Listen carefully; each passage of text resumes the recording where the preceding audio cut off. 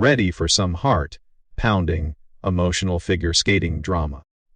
Medalist Season 1, Episode 3 just took everything you thought you knew about chasing a dream and cranked it up to the next level. We're talking ambitions, rivalry, risky choices, and an ending that flips the whole competition on its head. Stick around because we're breaking down exactly how Inori, Tsukasa, and the rest of the crew push past the odds in ways you won't see coming. This episode starts with a bombshell. Inori's mom said she can only skate until middle school, which is basically next year. It's a ticking clock, and the pressure for Inori to prove herself is on. Coach Tsukasa steps up, floats the idea of entering the famous Maiko Cup in Nagoya, a midsummer showdown with categories for every skill level, including prelim. Even if you don't have top-level badges, you can fight for first to third place in your tier.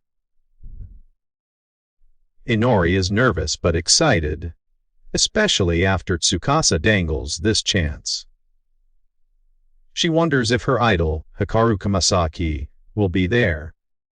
Hikaru is the novice queen who's skating bitterly ahead, in a league that feels unreachable for Inori, making her fierce and determined to claim first in the prelims, just to prove her worth.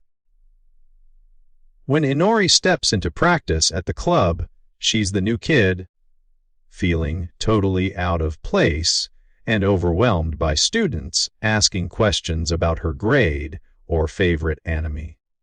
The anxiety amps up when she's told to perform a routine to music for the first time.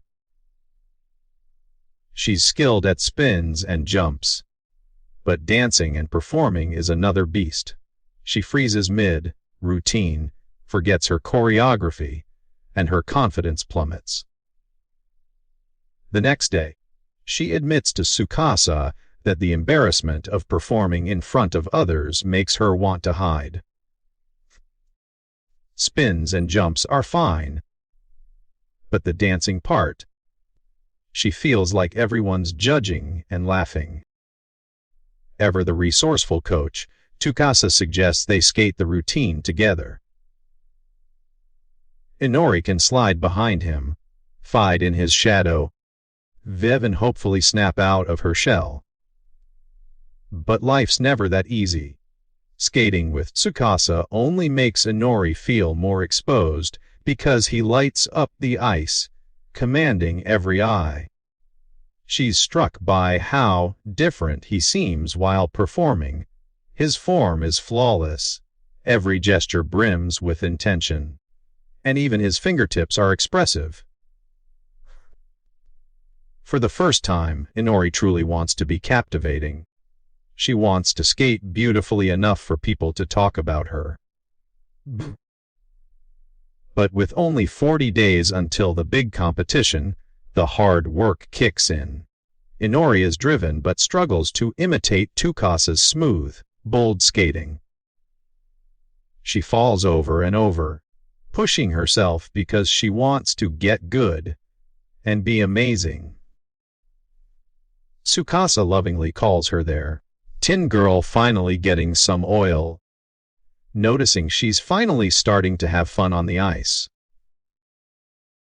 The club practices get intense, as we see another coach, a hilariously blunt Marionachi Aka Nachin, train her own student, Ryoka Makeda, nicknamed Mittens. Their relationship is riotous, filled with playful insults, but underscores the seriousness of competitive skating. Mittens is a third grader already training for the Olympics, super intense, and not shy about calling out Inori's inexperience. The two have an awkward but endearing start to a friendship. Mittens is bold, independent, and brags she practiced and got good without adult help. She throws shade at Inori for relying on adults. Her mom helps with homework. Her coach helps with dancing, and she doesn't even want to perform alone. It's a sharp contrast to Mittens refuses to listen to coaches, while Inori desperately needs guidance. Conflict brews heavy between the two.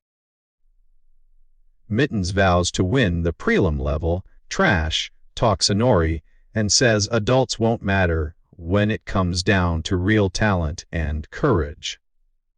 She lands a monstrous double salcho jump, setting herself as the clear favorite to win. But Inori is haunted by the idea that these prodigy kids, skaters who started early and leap ahead with double jumps, will always be out of reach. Coach Tsukasa sees her distress and asks if she wants to try for a double jump herself, knowing they only have 3 weeks left until the cup. Now comes the episode's biggest twist to the strawberry shortcake method, viz. the taiyaki method. It's a deep metaphor about risk and reward. The strawberry shortcake plan is like focusing only on landing a double jump, basically putting all your eggs in one explosive basket. If she nails it, she could win, even if other elements are weak. But if she fails, her program will collapse. A strawberry shortcake without a strawberry is just sad. The taiyaki method is more traditional, slow and steady. Polish the basics, and if there's time, add the jump at the end. Even without the fancy moves, you end up with a solid, delicious routine you can count on. Tsukasa urges Inori to choose for herself, teaching her a priceless lesson. No matter what adults say, real athletes must make their own path, staking their dreams on every choice along the way. Inori reveals her deepest desire. She wants to be a beautiful dancer just as much as she wants to win. So, she chooses the taiyaki route, perfecting her fundamentals and performance rather than risking her whole program on one tough jump.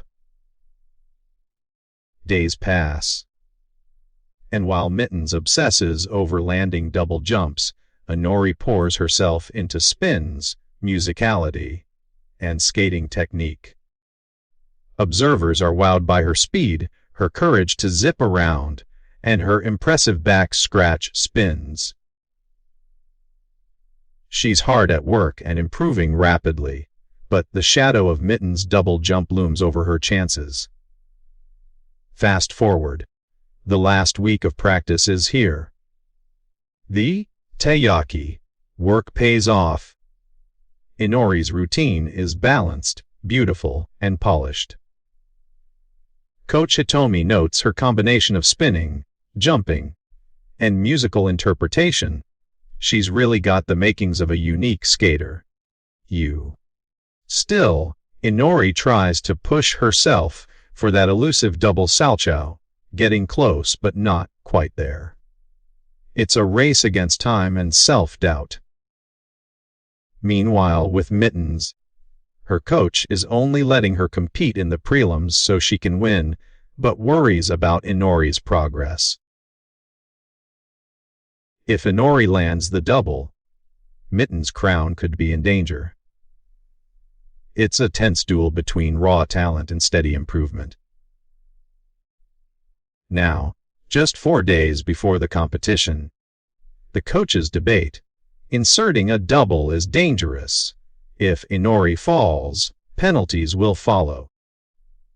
Tsukasa reflects that he wanted to honor her choice for foundation over risk, even though a stronger jump might make her unbeatable. He still hopes to boost her confidence, hoping she'll see improvement as long as she never gives up. In a quirky, almost comedic subplot, Tsukasa finds a stray dog and brings it into the rink, an odd but cute interruption. But after this moment, The episode explodes into its breakthrough twist. TT Tsukasa tells Inori to try thinking about her jump differently, to fold her skating leg up in mid-air, not jumping for height, but channeling her spin power. She tries it and lands a flying sit spin, a much harder spinning move usually reserved for more advanced skaters.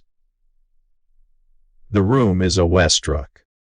Crunching the numbers, Coach Hitomi reveals the flying sit spin racks up a base score of 518, higher than the double jumps 478.